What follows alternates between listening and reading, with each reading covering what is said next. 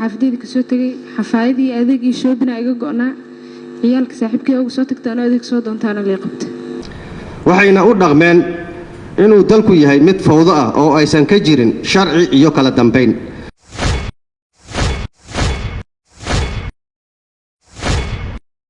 dabcan waad garateen wejiyadan in badan ayaad baraha bulshada gaar ahaan aalada TikTok-ga kala socoteen muuqaalo iska soo duubeen oo isugu jira majaajilo sheekooyin iyo qaar kale oo badan oo wata dhiilo colaadeed iyo kicin bulsho abuuray si gaar adiga aad qayb uga tahay oo ah inaad hawada isu mariseen aflagaado sida ku xusan qodobka 451 faqradiisa labaad xarf balse sheekada hadda way soo dhaaftay TikTok dadkaad aragteen iyo kuwa kale oo badan waa eedeysanayaal ku jira qaybta dambe ee loogu talagalay maxaabiista waxaanay hortaageen maxkamadda gobolka Banaadir xeelali ku xigeen Jamaal Maxamed Axmed oo xafiiska xeelalaha guud ee qaranka dacwadan ku matalayay ayaa sharaxaya sababta dadkan ay hortaageen maxkamadda gobolka Banaadir waxa kale oo ay ku xadgudbeen qodobka 722 lala akhriyo 34 xeerka nabadgelyada guud iyagoo isla taariikhdaas 18 bishii shanaad 2024 abaaro 9:30 PM degmada warta nabadda ay isugu yimaadeen iyagoo isballansaday si ay u galaan dagaal safeyn ah isu imaatinkaasna uu abuuray khalkhalgelinta nabadda deegaanka deganaanshaha iyo nolosha bulshada sababtoo ah habeenkaas 3 saac ee bar habeenimo ay isugu yimaadeen warta nabadda barxad ku taal iyagoo isu ballansaday inay dagaal safeyn ah galaan waxa arki kartaa meelaha ay ka kala yimaadeen iyo meesha ay isugu yimaadeen qaarkood xaafado aan ahayn warta nabadda ama degmooyin aan ahayn warta nabadda ay ka yimaadeen si ay meeshaas dagaalka safeynka ah ugu galaan oo ay isugu ballansadeen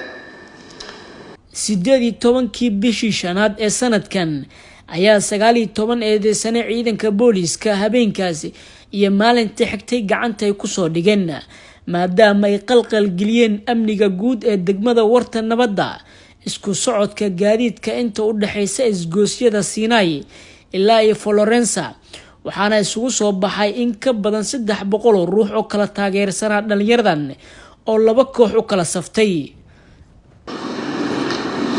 gabagabadii waxaan ku soo gabagabeynay oo kiiskan nooga soo baxay in eedeysanayaasha 7 ah ay yihiin kuwa ugu saameynta badan baraha bulshada qaarkoodna ay ku xiran yihiin milyan iyo ka badan qaarna ay ku xiran yihiin half million people dadkii Soomaaliyeedna ay halkaas uga bilaabeen kicin aflagaado aan gabasho lahayn oo wadankii dhamaa inay ku khalkhalgelin gareen ee noo soo baxday oo ay sababta ayaga lahaayeen oo nacayb iyo kala qoqobid bulshada Soomaaliyeed ay ka shaqeynayeen sida laga arki doono fiidiyoyada aan ku soo wareejin mudan xeelaliye waxaan noo soo baxday eedeysanayaashaasi inay faldambiyada aan ku soo eedeynay oo ay ka mid tahay kicin bulsho khalkhalgelin nabadgelyada guud dagaalo safeyn oo lagu hoobtay inay meeshaas ka dhalayaan intaas ayaa noo soo baxday oo khatarteeda lahayd booliiskuna uu ka hortagay haddana soo ka hortagi lahayn meeshaas wax aan maanta qurux badnayn aan maxkamadda la hortaagi lahayn la soo hortaagi lahayn uusan meeshaas uusan guri ku oolin ama sanaasha maxkamadda hor fadhiyo qof ka mid ah uusan goob ganacsi uusan ku lahayn oo marka aan weydiina hadafku meesha u yimaado oo cadeen waay macnaha ay ku saleysneed inuu lid ku ahaa ama uu u safnaa labada qof ee markaas ku balamay TikTok-ga inay u kala safnaayeen qaarkood waxay ka yimaadeen degmooyin dhaadheer oo sida degmada Boondheer iyo Cabdicasiis dagaalka ugu soo bixin macnaha bajaaj soo raaceen ayagoo hubkooda wato xafiiska xeelaliha guud ee qaranka oo gudanaya waajibaadkiisa dastuuriga ayaa maxkamadda gobolka Banaadir u gudbiyay 19 eedeysane oo 15 kamid ay ahaayeen gabdho iyo 4 wiil waxa sidoo kale xafiiska uu soo gudbiyay cadeymo hordhac oo isugu jiray fiidiyoyaal watay kicin bulsho iyo hadallo naceeb ah oo ay soo dhigeen aaladaha ay isticmaalayeen waxaana qaarkood ay wateen hub taliska qaybta guud ee gobolka Banaadir ayaa la sheegay in habeenkaasi uu ka hortagay dhacdadaas waxaana xafiiska xeelada guud ee qaranka uga mahadceliyay dhacdadaasi in ay hakiyeen xeelada ku xigay Jamaal Maxamed Axmed ayaa waxa uu dhacdadaasi ku xireeyaa dhacdo ka dhacday dalka Rwanda 1994 taasoo hadal ka baxay warbaahinta oo sabay in kumanaan qofood nafta la dhaafiyo muddo 100 maalmood gudahood ah ay aalada TikTok la joogaan waxyaabo anshaxa ka baxsan oo ah aflagaado joogto ah hanjabaad ay waalidiintooda ay waayayaan ay qabiilada ay caayayaan isirnacay taasoo haday sii socoto gaarsiin kartay hadaan laga hortagin ciidanka booliisku aysan ka hortagin waxyaabo ka waaweyn oo ay laga yaabay dad kale inay soo galaan dibna uu ka dhaco sababtoo ah aalada social media ama warbaahintu wax fiican waa lagu faafin karaa si cagsi ahna waa waxyaabo aan wanaagsaneyn waa lagu faafin karaa waxyaabihii ugu weynaa ee dagaalkaas kiciyay wuxuu ahaa idaacad laga sheegay madaxweynihii markaas diyaaradda la dhacday in qabiilada meesha deganaa mid ka mid ah uu sababteeda lahaa taasina ay gaarsiisay wadankaas in malaayiin qof ay iska dilaan marka social media marka fiirisidna waa sidaas oo kale haddii la sii wado waxyaabahan hadda ka socda TikTok oo ah isirnacaybka caayda aflagaadada handadaada in ay sii badan doonto oo ay sii gaari doonto meel aan laga soo waaqsan haddii aan gacan bir ah aan lagu qaban intii uu socday habraaca dacwada ee 143 ee xeerka habka ciqaabta Soomaaliyeed ayuu xafiiska xeelada guud ee qaranka eedda kala laabtay 10 eedeysano oo isugu jiray 6 gabdhood iyo 4 wiil waxaana dacwadda ku soo haray 9 gabdhood oo ay ka mid yihiin Sihaam Tahliil Sacdiye Galmudug Farxiye Soona Iftiin Model Nashaad Nalka iyo kuwa kale kaasoo eedeysanayaal ay ka yihiin 9 eedeysane oo xafiiska xeeladaha guud ee qaranka ku soo eedeeyay inay ka qayb qaateen dagaal safayna abaabuleen falal lid ku ah amniga sidoo kalena ay sameeyeen inay kooxay soo abaabulaan fadhiga maanta ee maxkamaddu wuxuu ku saabsan yahay dhageysiga qodobka 116 oo ah difaaca eedeysanayaasha xafiiska xeeladaha ku soo eedeeyay qodobada sare ku soo sheegnay 9 eedeysane oo maxkamadda soo istaagay ayaa la weydiiyay su'aalo la xiriira eedda uu soo gudbiyay xafiiska xeeladaha guud ee qaranka waxay dhammaanba meesha ka saareen waxa loo haysto waxa mid walba ay sheegtay inaysan ogeyn dambiga lagu soo eedeeyay Sihaam xafiiska xeelaalintu eediisa markii uu kugu soo ogaayay wuxuu sheegay in aad abaabushay dagaal adiga oo kiciyay bulsho kuna ballamiyay adiga iyo tiim iska soo horjeedin inta u dhaxaysay iskooyska jidmarixaan ilaa Siinay iskooyska Siinay arintaas looga waran arintaas ma jirtaa ma jirto wax dagaal hor dhac ma jiraan maya abaabulka lagu eedeeyay muxuu yahay oo ina dagaal abaabushay abaabul dagaal lagu eedeeyay ya abaabul dagaal lagu eedeeyay ma jiraahe ma jiro adiga TikTok walaada maxaa kugu qoran Sihaam Tahliil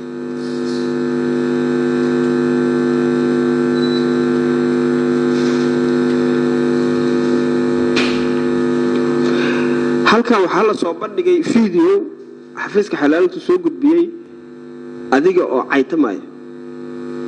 arintaas maxaad uga jawaabay عايتين صح adigoo dad kale muxuu ahaa iscaayisi أنا عايزة ما عايتين معيت halkaas video wal soo bandhiga adoo hadlaayo muxuu ka hadlay videogaas dagaalku ma jirin muxuu ku saabsanay فيديو عادي وأنا قرقي جوا video aan caadi ahayn ma jiree محوكو سابسنا فيديو محوك هلاي dagaal iyo waxaas dhan ma ka hadlin محوك هلاي فيديو oo mar hore ahaa فيديو محوك هلاي مرة هرا مرة من الناس كمودين فيديو كان لو صوب بندقي أو أدو على هذا أو أد أركتي محوك سابسنا فيديو عادي اسناب لا iska duubaa bis أنا guriga jooga leen عادي محاوط قناة دي dagaal iyo waxaas فيديو aan ahayn waxaan ku weydiinaa su'aasheedu waxa waaye fiidiyowgaas muxuu ku saabsanaay waxa aad uga hadlaysa maxay ahaayeen waxa ku hadlaya ma jiraan waxba kuma hadlayn kaftan la caadi فيديو يعني أنا يعني سواء كلا فيديو أدي الله لا فيديو جاس فيديو وعياره حريار قرونه هاد ها استادي مقدش هاي هكذا متكلم مجرى على صوب بندق نو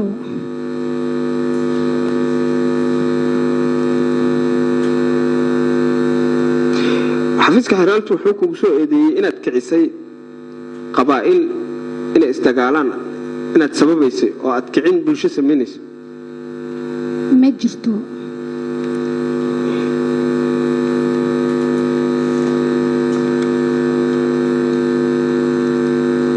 wax fiidiyoo oo dagaalkaas ku saabsan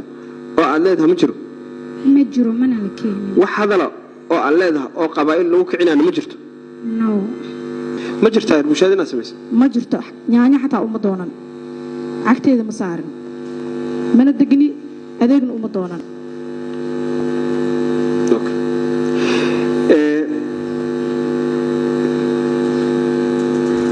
dagaal ka dhacay xarriyali warmakaysa waxa waranka hay ku jira ani ilmoolay ahay teemka wax waa dhacal dhahaayna teem ilma aan siisiisa hurda oo kala diyaariyay waa marka ma tigin adiga ma tigin maxaad xog ka haysaa wixii dhacay eerigidaas sigtooga waxa ka socday howlahaas hada xog ka hay ana warjicli u aadi lahay maho xog dhan ma ka hay magaca ikraa cadaa faare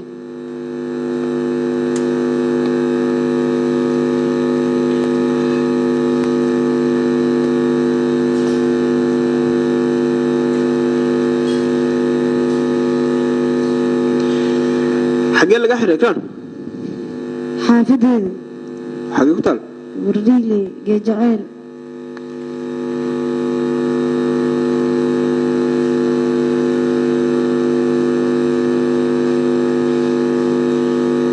قربان لقى حريك habeen 2 saac li xiraano caani cajiin la soo dir alaami la qabta kabliisi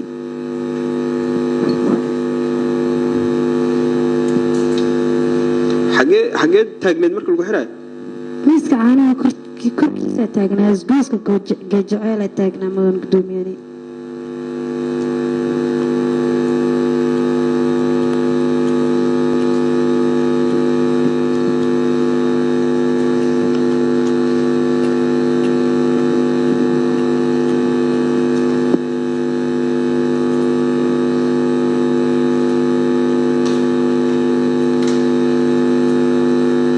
xafiiska xeerlaalintu halkaas wuxuu ku soo bandhigay video adiga oo wato bir wato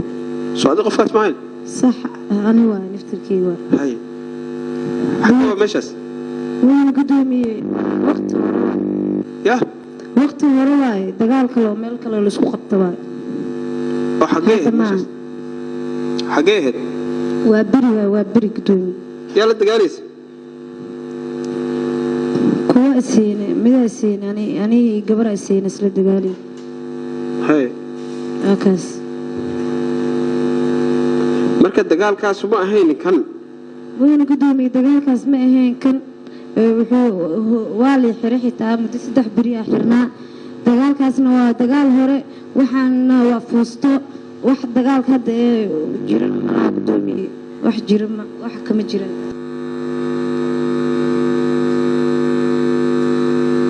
فيديو halkaas lagu soo bandhigay حري على ما هين xagee waa نيروبي يا نيروبي نيروبي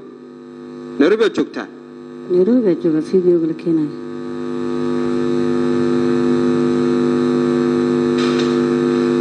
اوكي muxuu ku saabsanaa fiidiyogu ku saabsan wax gooni kuma dhex arag ya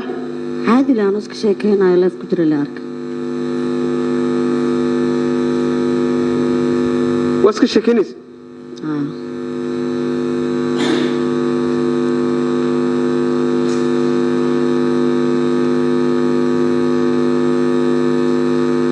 xafiiska xeelaantu wuxuu ugu soo eedeeyay inaad abaabuleysay dagaalo qabiil iyo kicin bulsho kama mid yihiin ya ma jirto waxaas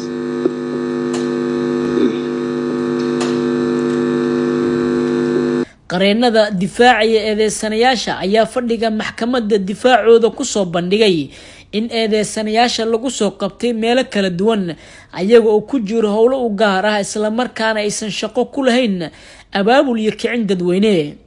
wuxuu eejiisu ku soo koobay in xafiiska xeelaaliyuhu oo matalaya qaranka Soomaaliyeed oo dhibana ka yahay qaranka Soomaaliyeed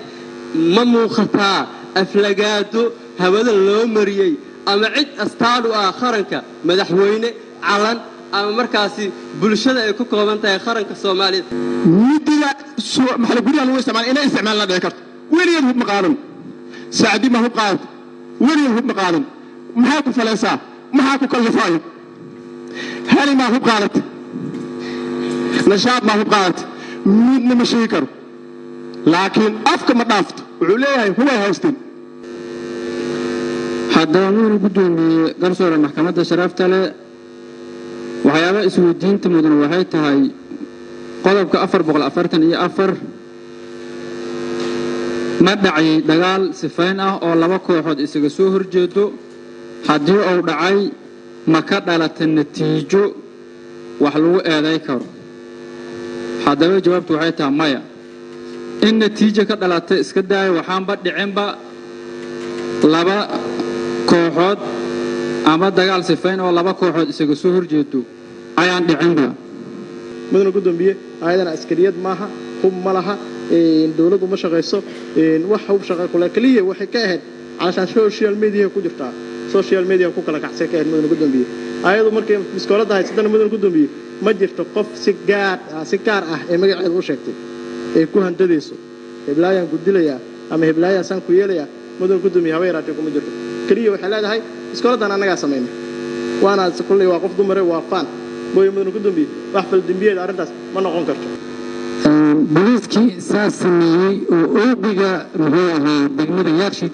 ee ku qorantahay 10 saac oo habeenimo inay soo qabtay farxiyo xafiisku saraakiishii sameysay oo inuu soo xiriyay inuu soo xirin mudana gudoomiye cadeynaha fiidiyoos codka ah موكلته معهن سنة شيء محكمة تيجي ممكن فقرة كويت فقرة بقولته له وحكوا جوا تعود كسبت كي معهن أكونتي أما نيوسر كي يستعمل علينا يوسر كي رسمي معهن xeerlaaliye ku-xigeen Jamaal Axmed Maxamed ayaa ka codsaday maxkamadda gobolka Banaadir in eedeysanayaasha lagu xukumo ciqaab u dhiganta ficiladii ay geysteen labo in lagu xukumo ciqaabta ugu adag ee ku xusan qodobada aan ku soo eedeynay sida ku xusan qodobka 121 heerka xabka ciqaabta Soomaaliyeed qareennada ayaa dhankooda maxkamadda ka codsaday in maxkamadda ay iska diido eedda xafiiska xeelalaha guud ee qaranka isla markaana xurriyadooda la siiyo eedeysanayaasha in maxaa la yiraahdaa eedda sharci balmarsan lagu waayo muwakkiliintayda si waafaqsan xeerka habka ciqaabta Soomaaliyeed uma naqdaan xabsi daba uma naqdo saddex bilood ay xiraayeen waa dhibaataysan yihiin uma naqdaan laga xayiro wali inta dhiga in wax laga xayiro yow caayo yow dilay sidoo kale luqantooda xur laga dhigo dadkii damiintay maadaama damaanad banaanka ku joogto in loo celiyo qarash damaanad haddii ay ka taalo maxkamadda sidoo kalena in la diido codsigii ahaa baalmarsanaa dastuurka kumeelgaarka ah iyo shuruucda kale dalka ahaa in la xayiro kootada ay baraha bulshada u isticmaasho gudoomiyaha maxkamadda gobolka Banaadir Saalax Cali Maxamuud Daman ayaa soo gabagabeeyay dacwadda waxaana uu sheegay in maxkamadda ay ka soo saari doonto xukun dacwadani Cabdullaahi Maxamuud Amin Cabdullaahi qorshe warbaahinta qaranka xarunta maxkamadda gobolka Banaadir